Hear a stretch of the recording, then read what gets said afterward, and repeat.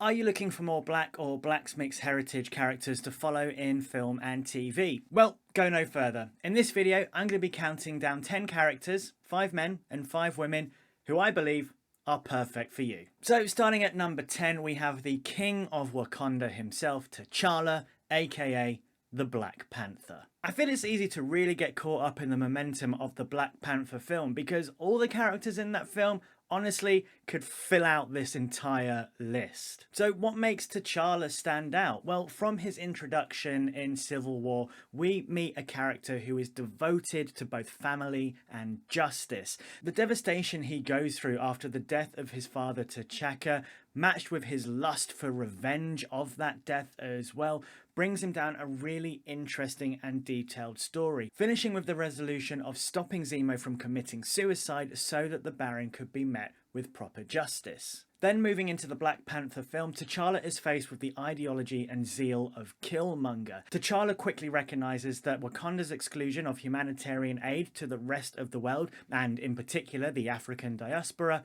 has been misplaced. Knowing that they have more than the wealth and technology necessary to inspire change in the world, T'Challa opens Wakanda up to the rest of the world. He inspires loyalty, is a dignified leader, and of course was brought beautifully to life by Chadwick Boseman. Coming in at number 9, we have Nola Darling from Spike Lee's 1986 film She's Gotta Have It, played by Tracy Camilla Johns. Nola is a standout character for me due to the sheer audacity of flaunting black female sexuality onto the Hollywood landscape, particularly in the late 80s. There's always this kind of little gap in representation of displaying dark-skinned women as central love interests in a story. Now, this isn't to say that they should be solely reduced to love interests in a story, but it is to say that dark-skinned women love the same as any of us, and it needs to be portrayed more in film and TV. And Nola Darling represents all of that, but so much more at the same time. As a solo polyamorous, someone who has multiple loving partners but decides to live by themselves and not move through the typical relationship escalators of monogamous relationships, Nola has 3 different relationships with 3 different men. She holds all the cards and keeps every single one of those guys wrapped around her fingers, dictating what she wants and how she wants it every step of the way. What Nola represents is what gets her onto this list any day of the week. Character number 8 is Dominique Pierre, played by Audley Jones from the Netflix show Grand Army. Dom is one of the central characters in Grand Army, and the character I backed the most, wanting to see her achieve everything she wanted in life. Dom finds herself torn between looking after her family, working, studying, hanging out with her friends, starting a new relationship, and to add to this to-do list of things she has going on, Dom is involved in an incident at school, as well as an underground, under-the-cuff attempt at attaining a green card for a family friend. In the 9 episodes already currently out, she has to go through so many individual little situations, more so than any other character. It culminates in her admitting that she can't be the strong, independent black woman society tells her she has to be, and at a job interview she has an emotional breakdown, pouring her heart out to the interviewers. Dom is tested throughout, but she stands resolute through it all, and if you have not seen Grand Army yet, I would say it's worth it solely for her character. Though number 7 sees us hop back to the MCU and we have Okoye, played by Danai Gurira. What to say about Okoye, huh? She is a unique character within the MCU, her loyalty standing to Wakanda and to the throne as opposed to any one person. And this shines through when she has her disgruntled acceptance of Killmonger as the King of Wakanda. Of course, it would be very easy to say at this point that her loyalties do stand with T'Challa over Killmonger, but I see it as that the future of Wakanda was better in the hands of T'Challa, and Okoye saw that rather than the war and violence it would have been with Killmonger. Like, come on, she's even willing to kill W'Kabi, the man she loves, if it meant a brighter future for Wakanda. She's a tough warrior with a sense of purpose and pride, and she has keen wit as well, which means I really just would not want to be on the wrong side of Okoye. She was charged with watching over Wakanda in T'Challa's absence after the blip, and was sort of sidelined in Endgame, so I look forward to seeing what Okoye does next in her Disney Plus series and in Black Panther 2 Wakanda Forever. Could she be the next Black Panther?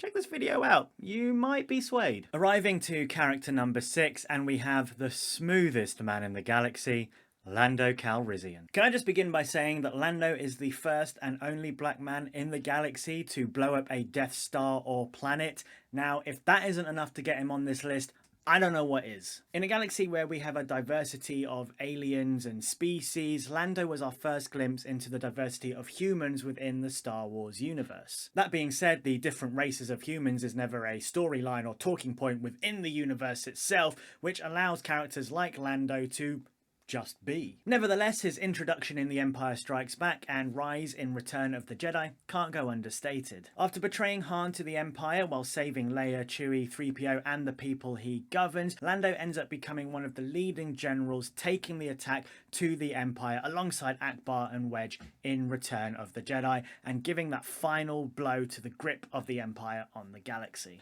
Whereas Donald Glover's portrayal of a younger Lando was great in the Solo film, I feel there wasn't really enough there for us to feast on. So I look forward to potentially seeing him in the Lando series, assuming our predictions are right and it will be a prequel to the Lando story in which Donald Glover will be the central actor in that show. Any chance to see our scoundrel and gambler on screen is a chance I'm willing to take. Character number 5 on this list is Reggie Green from Dear White People, played by Mark Richardson. There are a ton of things to love about Reggie Green, and out of all the characters on this list, he is the one I would love to play the most. He unequivocally knows who he is, what he wants, what he stands for, and where he is going in life. His desire for facing social injustices head-on with action rather than just merely talking about it is something to aspire to, and his no bullshit attitude joins that aspiration too. So when he has his racially provoked altercation with on-campus security and we see that it breaks him to the core, forgetting who he is and what he stands for,